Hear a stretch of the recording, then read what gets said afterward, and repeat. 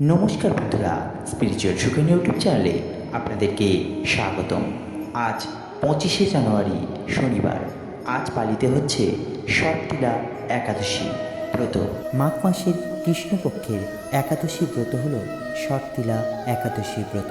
এই একাদশীর দিন আপনারা যদি তিল দান করেন, সেই দানকারী তত বছর স্বর্গলোক বাস করে। বন্ধুরা, এখন আমরা শুরু করছি ষটতিলা একাদশীর ব্রত কথা।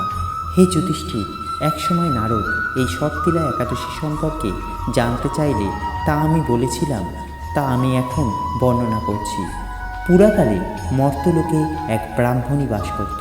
সে প্রত্যাহ ব্রত আচরণ ও পূজা করত। উপবাস করার ফলে তার শরীর অত্যন্ত ক্ষীণ হয়ে গিয়েছিল।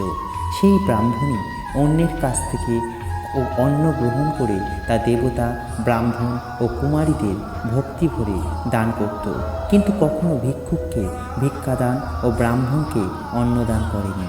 এইভাবে বহু বছর অতিক্রান্ত হলো। আমি চিন্তা করলাম, কষ্টসাধ্য বিভিন্ন ব্রত করার ফলে এই ব্রাহ্মণের শরীরটি শুকিয়ে যাচ্ছে। সে যথাযথভাবে বৈষ্ণবদের সেবা করছে, কিন্তু তাদেরকে অন্নদান করেনি। তাই আমি একদিন কাপালিক রূপ ধারণ করে আমার পাত্র হাতে নিয়ে তার কাছে গিয়ে ভিক্ষা প্রার্থনা করলাম। ব্রাহ্মণী বললেন, হে ব্রাহ্মণ, তুমি কোথা থেকে এসেছো, কোথায় যাবে তা আমাকে বলো। তা আমি বললাম, হে সুন্দরী, আমায় ভিক্ষা দাও। তো সে তখন প্রচণ্ড রাগে আমার পাত্রে একটি মাটির ঠেলা ছুঁড়ে দিল। তারপর আমি সেখান থেকে প্রস্থান করলাম। বহু বছর পরে ব্রাহ্মণের মৃত্যু হলো।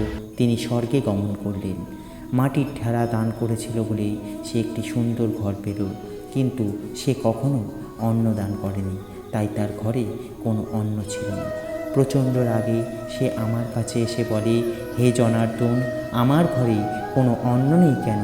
আমি সর্বত্র উপবাস ও পূজা অর্চনা করেছি যে। হে নারদ, তখন আমি তাকে বললাম, তুমি নিজ গৃহে দরজা বন্ধ করে বসে থাকো। মর্তলোকে মানবী সশরীরে স্বর্গে এসেছে, তাই দেবপত্নীগণ তোমায় দেখতে আসবে। তুমি তাদেরকে এই শর্ত দেবে যে তারা যদি এই ষটতিলা ব্রতফল প্রার্থনা তোমার অর্জন করে, তবেই তুমি তাদের সামনে দরজা খুলবে। তারপরে পত্নীরা যখন এলো, দেবপত্নীদের কাছে সেই শর্ত রাখল এবং দেবপত্নীরা তাকে ধনধান্যে ভরিয়ে দিল, এবং এখানেই ব্রতকথা সমাপ্ত হলো। ভিডিওটি কেমন লাগলো অবশ্যই জানাবেন। ভালো লাগলে একটি লাইক করবেন, শেয়ার করবেন এবং চ্যানেলে যারা নতুন আছেন অবশ্যই চ্যানেলটিকে সাবস্ক্রাইব করবেন।